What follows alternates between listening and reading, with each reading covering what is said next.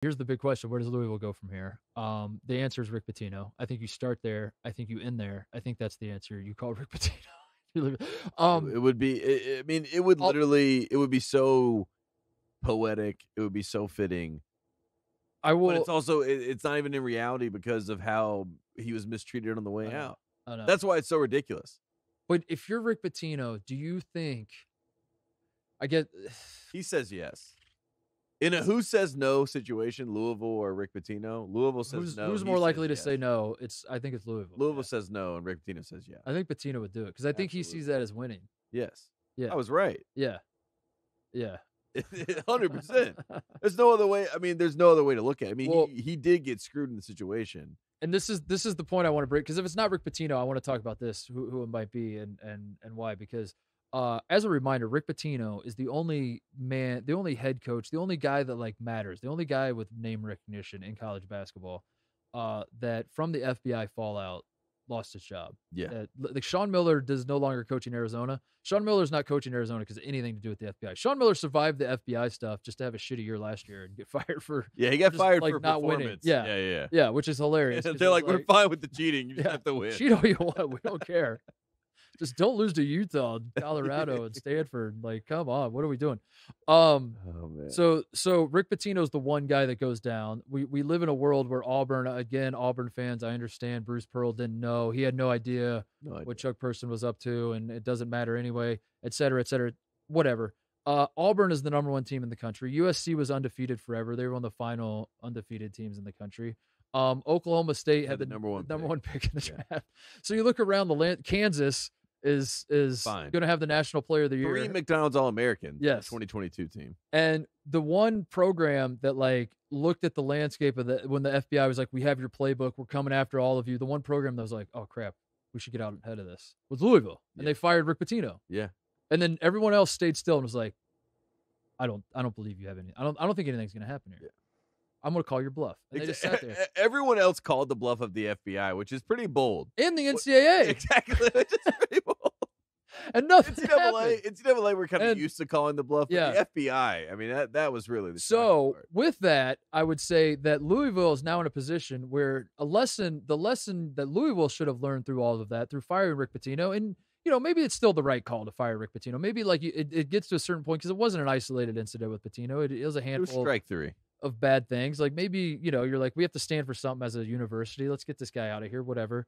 But the one thing that they thought was the case back then that they now know, or they should know, is not the case now, Tate, is that ethics do not matter in college basketball, even a little bit. Nobody cares. Nobody cares even one iota that Will Wade is on a wiretap. We have the tapes. We don't even need the tapes released. We have the tapes. And this man is killing it at LSU. They have the best defense in the country. They won the SEC. And his job security is as secure as could be. Bruce Pearl, they're going to build a statue for him at Auburn, and like that. That's the world we live in. Nobody is worried about this stuff at all. No, the college basketball that you and I grew up on, that we love, it's dead. It's dead. It's gone. It's all right. So the question becomes, if it's not Rick Pitino, because then the names that are getting floated out there. Should I read the names? Read some of the names. These are the names that have come out. This is Dominic Yates, sources are telling him that Kenny Payne, Bruce Pearl, Will Wade, Nate Oates, and that Pearl, quote unquote, wants it badly.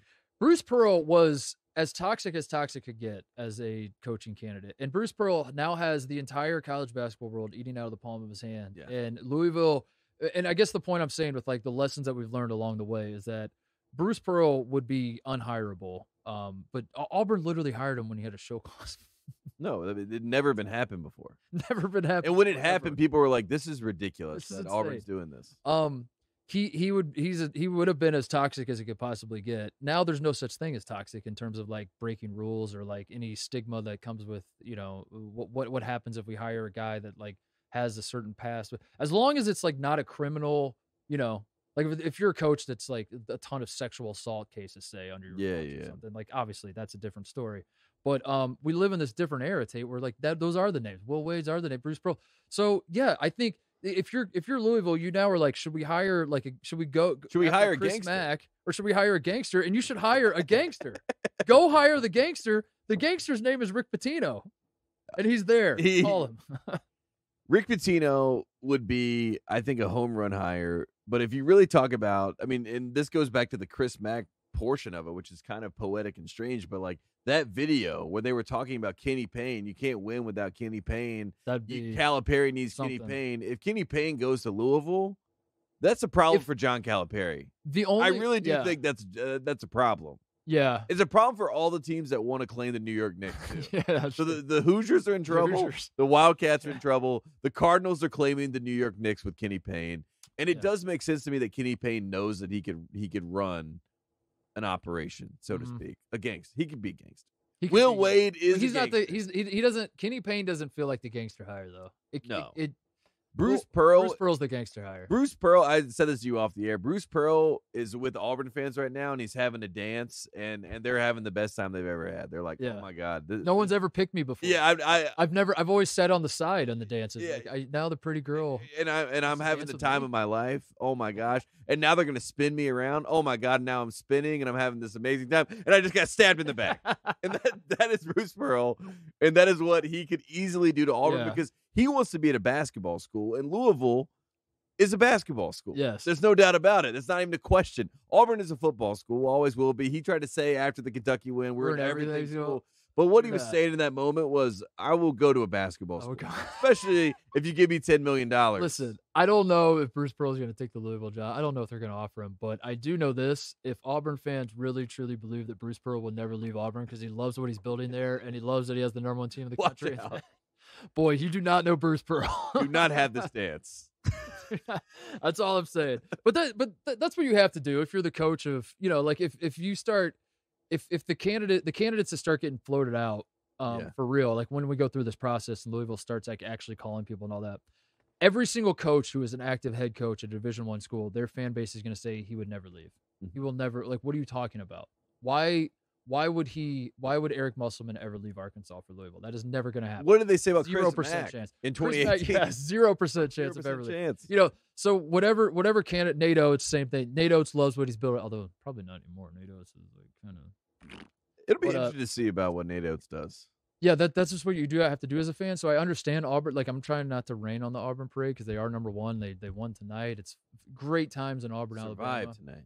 I think just be careful. Like, don't just enjoy it while you can. Because if you're an Auburn fan that you're looking yourself in the mirror every single night and you're saying, how great is this? Bruce Pearl is going to be our coach forever. There's literally nothing that can go wrong.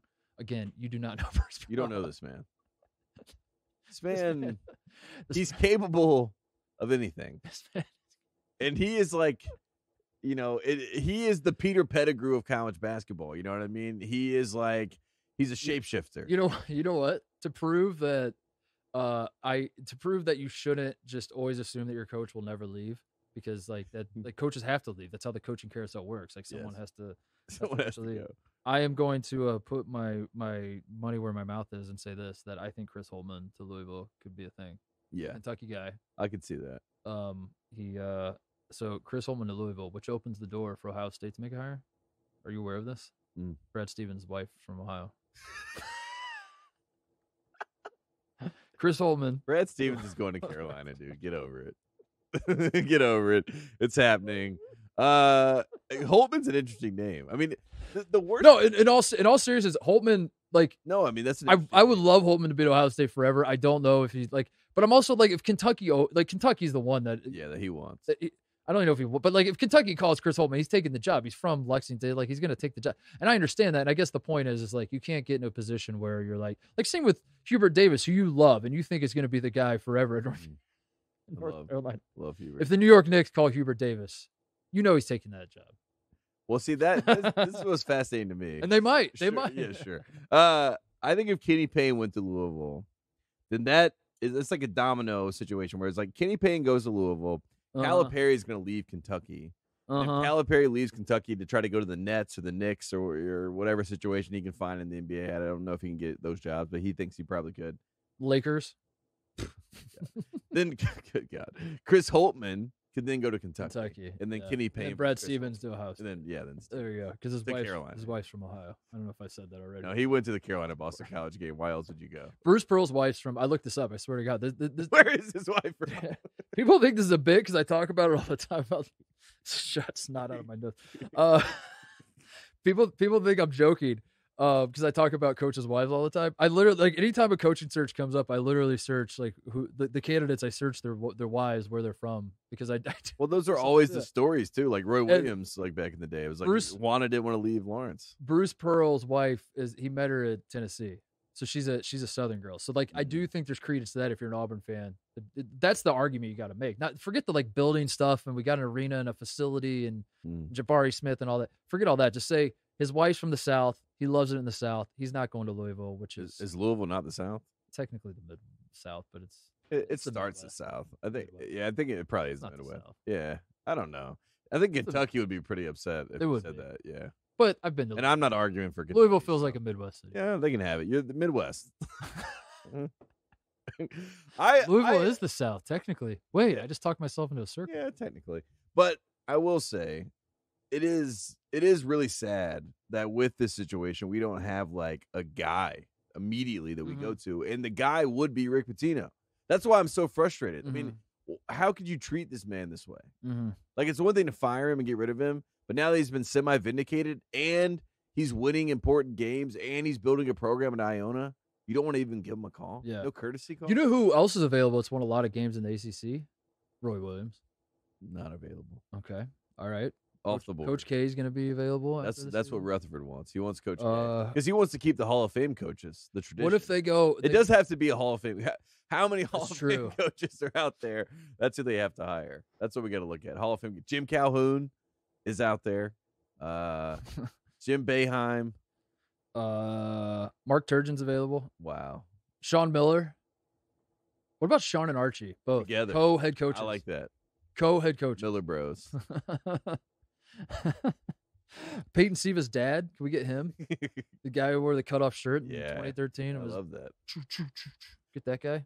I still am going to be shocked if Rick Pitino does not have any sort of momentum in this conversation. He's got to find a way into the conversation. Like, we're joking about it, but it shouldn't be a joke. I don't think I'm joking. I'm not joking. I'm just. I think it's a great story. I think joking, it brings it full circle. But it wouldn't be. Why not? A bad idea. Why not? What's the Mac Brown went back to Carolina. Yeah. Rick Pitino can go back to Louisville. Yeah, and it's not like a meme pick either, because like the guy's like coaching his balls off at Iona, and they're like he will always. The one thing about Rick Pitino we know, Tate, is he never cheats the game. Never.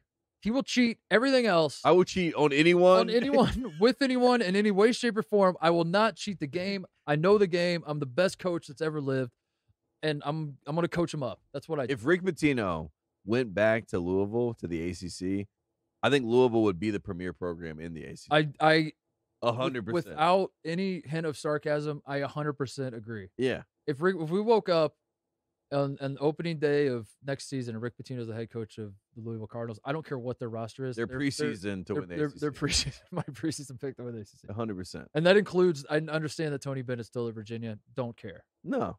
Don't care. Don't care at all. Don't care at all. Rick Pitino. I mean, I do care. Sorry, Virginia. I do care. It would be. I still believe in Tony, but I no, mean, like Rick is. Rick is different, and if you bring him back to a league without Roy Williams and Coach K, I don't know what it is, but it's going to be something. So there you go. That's it'll be a situation to monitor, certainly. We're going to keep an eye on it.